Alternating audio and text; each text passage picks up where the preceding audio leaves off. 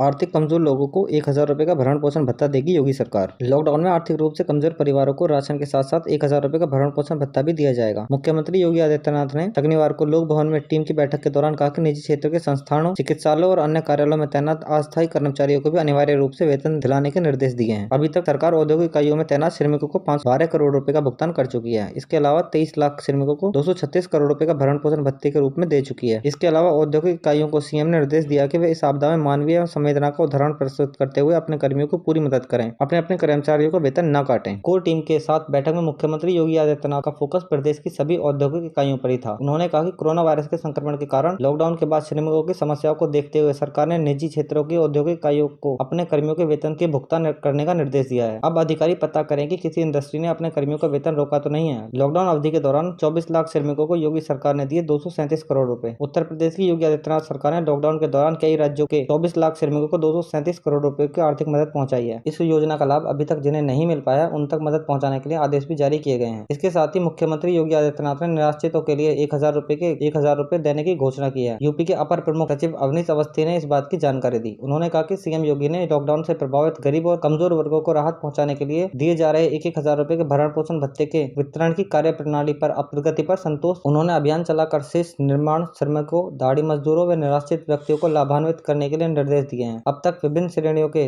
23 लाख श्रमिकों को राज्य सरकार ने अपने संसाधनों से 237 करोड़ रुपए का भरण पोषण भत्ता उपलब्ध कराया है। लोक भवन में बैठक में मौजूद मुख्यमंत्री को बताया कि श्रमिकों को बंद अवधि के दौरान वेतन दिलाने के लिए प्रदेश की 36,090 औद्योगिक इकाइयों से संपर्क किया है। अब तक 34,309 औद्योगिक इकाइयों से उनके कार्मिकों को 512 करोड़ रुपए का वेतन उपलब्ध कराया है। मुख्यमंत्री ने औद्योगिक इकाइयों से शेष कार्मिकों के वेतन को जल्द से जल्द भुगतान करने का निर्देश दिया है। उन्होंने निजी औद्योगिक इकाइयों एवं व्यापारिक प्रतिष्ठानों के मालिकों से कहा कि वे इस आपदा में मानवीय एवं संवेदना का उदाहरण प्रस्तुत करते हुए अपने कर्मियों की पूरी मदद करें। राशन कार्ड व आधार कार्ड ना हो तो भी जरूरतमंदों को राशन उपलब्ध कराएं। यूपी के मुख्यमंत्री योगी आदित्यनाथ ने कहा कि किसी के पास राशन कार्ड हो या ना हो, आधार कार्ड हो या ना हो, वह शहर का नागरिक हो या गाँव का, अगर वह जरूरतमंद है तो उसे राशन उपलब्ध अवश्य कराएं। उन्होंने स्पष्ट निर्देश दिए हैं कि कम्युनिटी किचन से जरूरतमंदों को और शेल्टर होम में रह रहे लोगों को पहले की तरह भोजन मिलता रहे। यह सुनिश्चित करें कि प्रदेश में कोई भूखा न रहे और कोई भूखा न सोए। मुख्यमंत्री योगी शुक्रवार को लोक भवन में आयोजित एक उच्च स्तरीय बैठक में लॉकडाउन की समीक्षा कर रहे थे। उन्होंने कहा कि कोविड-19 के संक्रमण से उत्पन्न विशेष परिस्थितियों में गरीबों को राहत पहुंचाने के लिए प्रदेश के आगामी 30 जून तक सार्वजनिक वितरण प्रणाली का करभोगीकरण किया जाए। उन्होंने घुमंतु समुदाय के लोगों को खास ध्यान रखने की सलाह दी। मुख्यमंत्री ने कहा कि लॉकडाउन अवधि में प्रदेश द्वारा व्यापक स्तर पर कम्युनिटी किचन और शेल्टर होम सफलतापूर्वक संचालित किए जा रहे हैं। यह व्यवस्था आने वाले समय में भी जारी रखें। उन्होंने कालाबाजारी, मुनाफाखोरी और घटतोली के खिलाफ कार्रवाई जारी रखने के निर्देश दिए। उन्होंने कहा कि 14 दिन की संस्थागत क्वारंटाइन अवधि पूरा करने के बाद शेल्टर होम से होम क्वारंटाइन के लिए घर जाने वाले लोगों के स्वास्थ्य की अनिवार्य रूप से जांच की जाए। साथ ही होम क्वारंटाइन के लिए घर भेजने वाले व्यक्तियों को राशन उपलब्ध कराया जाए। सीएम का राज्य के नाम संदेश बिना राशन कार्ड वाले परिवारों को भी दिए जाएंगे 1,000 रुपए। मुख्यमंत्री नीतीश कुमार ने कहा कि अब तक 94,85,000 कार्डधारियों को 1,000 रुपए दिए जा रहे हैं। जिन परिवारों के पास राशन कार्ड नहीं है उन्हें भी जीविका समूह के माध्यम से चिन्हित कर उनकी मदद की जाएगी। सीएम ने शुक्रवार को राज्य की जनता के नाम संदेश दिया। सीएम ने कहा कि देश में कोरोना संक्रमण के मामले बढ़ रहे हैं। समाज के हित में लॉकडाउन 3 मई तक बढ़ाया गया है। हर व्यक्ति का सचेत रहना जरूरी है। सोशल डिस्टेंसिंग एकमात्र इसका प्रभावी उपाय है। कहा कि सरकार राज्यवासियों की पूरी मदद कर रही है। बिहार से बाहर दूसरे राज्यों में फंसे लोगों के लिए दूसरे राज्यों से समन्वय करके आवश्यक मदद उपलब्ध करा रहे हैं। मुख्यमंत्री ने कहा कि बिहार फाउंडेशन के माध्यम से देश में 9 राज्यों के 12 शहरों में 50 से अधिक राहत केंद्र चलाए जा रहे हैं। वहाँ लोगों को भोजन और सामग्री दी जा रही है। इन राहत केंद्रों पर अब तक 7,66,920 लोगों की मदद की गई है। दहाड़ी मजदूर, ठेला वेंडर्स, रिक्शा चालकों के लिए 150 आपदा राहत केंद्र चलाए जा रहे हैं। जियो, एयरटेल और वोडाफोन ने बिना रिचार्ज वैलिडिटी 3 मई तक बढ़ा दी। रिलायंस जियो, एयरटेल और वोडाफोन ने अपने सभी प्लान्स की वैलिडिटी को बढ़ा दिया है। इसका मतलब यह हुआ कि भले ही आपके रिचार्ज की वैलिडिटी खत्म हो गई हो, आपको इनकमिंग कॉल्स की सुविधा मिलती रहेगी। कंपनी ने यह फैसला इसलिए लिया ताकि लॉकडाउन के दौरान यूजर्स को अपनों से कनेक्ट रहने में परेशानी ना हो। बताते चले कि जियो से कुछ घंटे पहले ही एयरटेल और वोडाफोन ने 3 मई तक वैलिडिटी बढ़ाने की घोषणा की थी। इन दोनों ही कंपनियों ने अपनी यह सुविधा कम आय वाले यूजर्स को दी है। इससे पहले इन कंपनियों ने अपने प्रीपेड प्लान्स की वैलिडिटी को 17 अप्रैल तक के लिए बढ़ाया था। वहीं जियो ने यह साफ कर दिया है कि इस सुविधा का लाभ सिर्फ कम आय वाले यूजर्स ही नहीं बल्कि उन सभी यूजर्स को मिलेगा जिनके प्लान्स की वैलिडिटी खत्म हो गई हो और वह रिचार्ज नहीं करा पा रहे हैं।